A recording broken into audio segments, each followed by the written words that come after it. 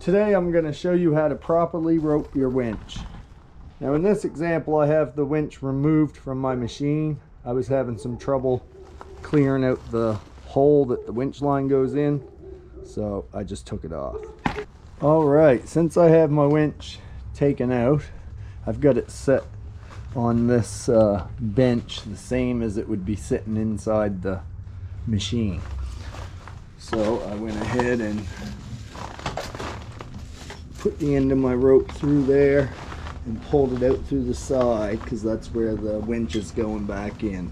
So once this is all hooked up, that should slide right back in and end up in the right position. So you may be able to install your winch line without removing your winch. The reason I had to take mine out is because the hole right there on the left that the winch line goes in, for some reason it was clogged full of old broken up pieces of winch line, so I couldn't get it out with it in there. So I took it out, drilled the old winch line out, and now there's a nice clean hole to start a fresh install. You may be able to re-rope your winch without removing it from the machine. In any case, here we go. So that hole on the left is where we want to insert the winch line. If your winch is installed on your machine, it would be in this position. I've got the end of my rope taped up so it's nice and tight, will fit through the hole. Heat shrink is a good way to go. I just used electrical tape. So you want to insert that through that hole.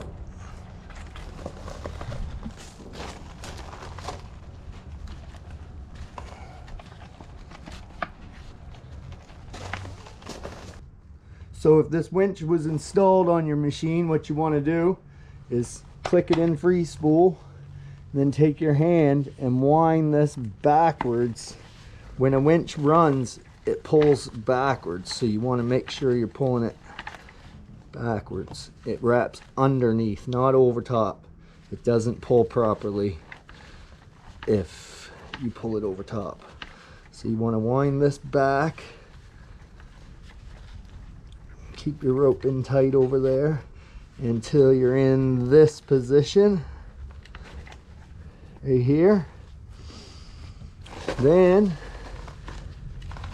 you just want to loosen this off a little, take this rope and tuck it in behind.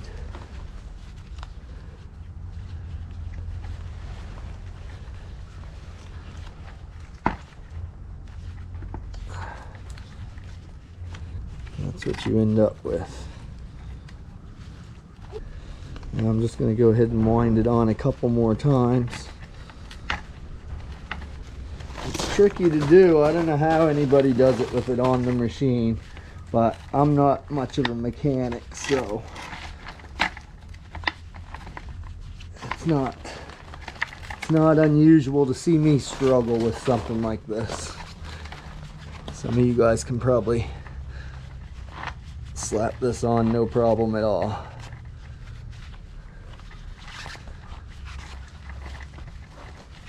But yeah, you can see what's happening here now. It's starting to overlap the line, so I'll wrap it a couple more times and I'll cut this off, the excess. I'm trying to keep a strain onto it to make sure it's staying tight. I mean, once you hook it onto something and pull it, it's going to come tight anyway, but I'm just trying to make sure the rope stays in the position I need it to.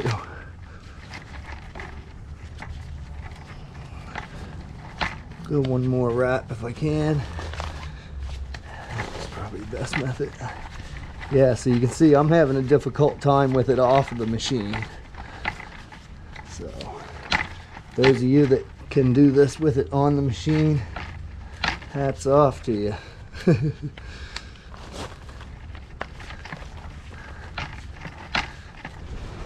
Alright, I'm going to leave it like that. I'm going to find my knife and cut that off. Better look at the knot.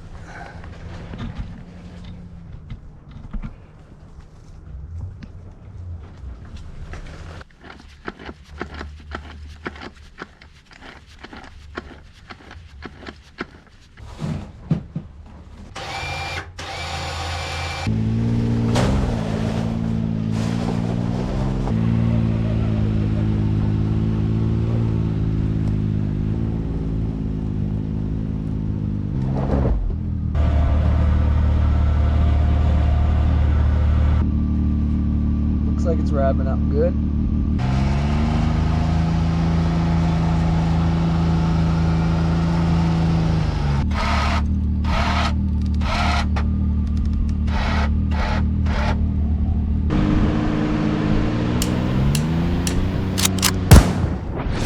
Call me a god. They call me a god. They call me a god. They call me a god.